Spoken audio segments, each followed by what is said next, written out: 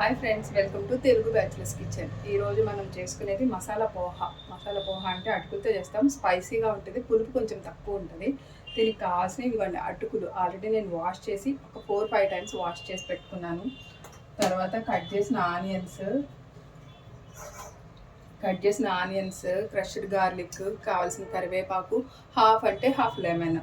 And మనకి దీంట్లో కావాల్సిన మసాలాలు అంటే అన్నీ ఇంట్లో ఉండేనండి. పల్లీలు, కారం, సాల్ట్, పసుపు, తర్వాత ధనియాల పౌడరు, జీలకర్ర పౌడరు, మీకు నచ్చితే గరం మసాలా కూడా వేసుకోవచ్చు.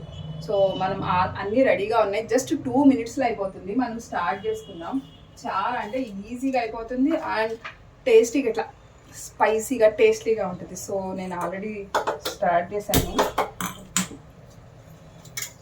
ఆయిల్ కొంచెం పడుతుందండి దీనికి, ఎక్కువైనా తక్కువైనా మీ ఇష్టం. నేనైతే దీనికి కొంచెం ఎక్కువే వేస్తాను.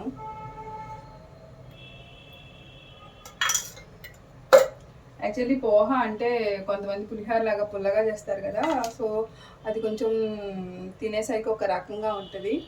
అలాంటి వాళ్ళకి ఇట్లా మసాలా స్పైసీ చేస్తే, అండ్ ఇది వేడిగా తినాలి.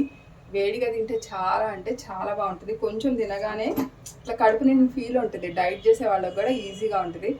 ఫస్ట్ మెయిన్ థింగ్ ఏంటంటే 5 మినిట్స్లో అయిపోతుంది. అన్నీ రెడీ చేసుకొని జస్ట్ 5 మినిట్స్లో అయిపోతుంది. సో మనం నూనె వేడెక్కాక ప్రాసెస్ చూసుకుందాం. సో మనం చూస్తే ఆల్రెడీ నూనె బాగా వేడెక్కిపోయింది. ఫస్ట్ నేను క్రష్డ్ గార్లిక్ వేస్తున్నాను. ఇది కొంచెం వేగేటప్పుడు పల్లీలు అవన్నీ వేసుకొని మనం తాలింపు గింజలు, మనకి ఎన్ని పప్పులు కావాలంటే అన్ని పప్పులు వేసుకోవచ్చండి. ఇవైతే బాగా వేగాలి. ఇవి తింటుంటే ఇట్లా కొంచెం క్రంచీగా టేస్టీగా అనిపిస్తాయి గార్లిక్ తింటా ఉంటే, లేకపోతే ఇట్లా ఉత్తగా కొంచెం మామూలుగా అనిపిస్తుంది. సో పల్లీలు కూడా మీకు నచ్చినన్ని వేసుకోండి, మీరు తినేదాన్ని బట్టి.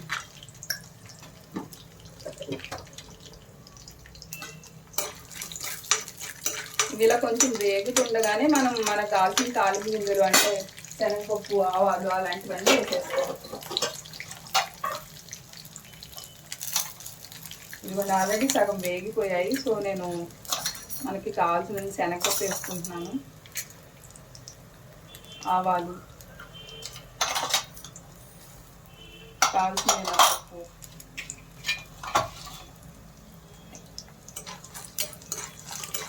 ఇదిగోండి ఇట్లా కొంచెం వేగుతున్నప్పుడే దీంట్లోకి పసుపు,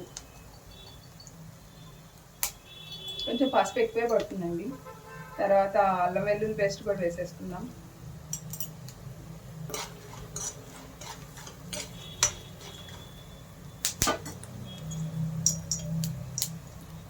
అల్లం వెల్లుల్లి పేస్ట్ మరీ ఎక్కువేం అవసరం లేదు, చాలా కొంచెం వేయండి. ఇది కొంచెం వేగితేనే అల్లం వెల్లుల్లి స్మెల్ రాదు, లేకపోతే పోహా అంటే అదే స్మెల్ వస్తుంది. సో మనం ఇది వేగుతున్నప్పుడే కరివేపాకు,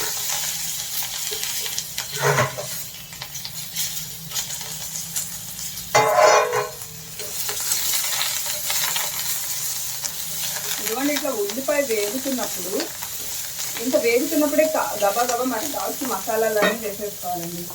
నాకు కావాల్సినంత సాల్ట్ అంటే ఇక్కడ ఒక చిన్న టీ స్పూన్ వేస్తున్నాను, ఇది సరిపోతుంది. కారం చూడండి ఇంత హాఫ్ టీ స్పూన్ అయితే సరిపోతుంది. ఇదిగోండి కొంచెం అంటే కొంచెం ధనియాల పౌడర్, చాలా కొంచెం జీలకర్ర పౌడర్, ఇంకా గరం మసాలా మీ ఇష్టం అండి, మీరు కొంచెం వేసుకోవాలంటే వేసుకోవచ్చు. నేనైతే చాలా కొంచెం వేస్తున్నాను. జస్ట్ ఇంతే అండి. ఇట్లా ఈ ఉల్లిపాయ మగ్గిపోయిన తర్వాత ఇదిగో చూడండి ఆల్రెడీ వేగిపోయాయి, మగ్గిపోయాయి. ఉల్లిపాయ మరీ అంత బ్రౌన్గా అట్లా ఏమి ఆగక్కర్లేదు, జస్ట్ కలర్ చేంజ్ అయితే చాలు. మనం ఫ్రెష్ చేసి పెట్టుకున్న అటుకులు వేసేసి తిప్పేయటమేనండి, ఇంకా అంతే.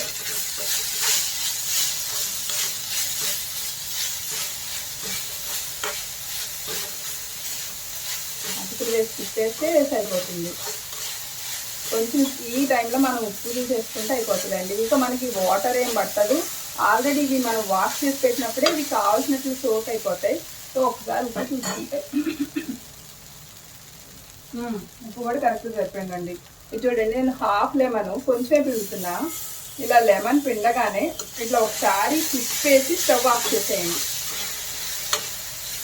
మళ్ళీ లెమన్ వేడి చేస్తే చేదు వస్తుంది. సో లెమన్ పిండగానే స్టవ్ ఆఫ్ చేయాలి.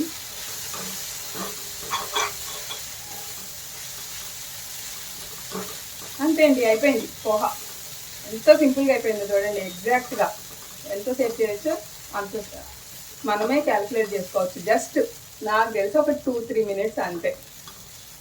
సో ఎవరైనా ఫ్రెండ్స్ వచ్చినా, లేకపోతే ఫాస్ట్గా ఏమైనా గెస్ట్లు వచ్చినా, లేకపోతే వర్షం పడినా, ఏమైనా ఒక సర్ప్రైజ్ ఐటెం చేయాలని ఇలా చేసుకోవచ్చు.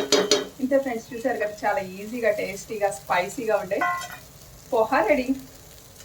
చూడండి, చూస్తే తెలుస్తుంది మనకి ఎంత బాగుందో. సో ఇదండి ఈరోజు వీడియో.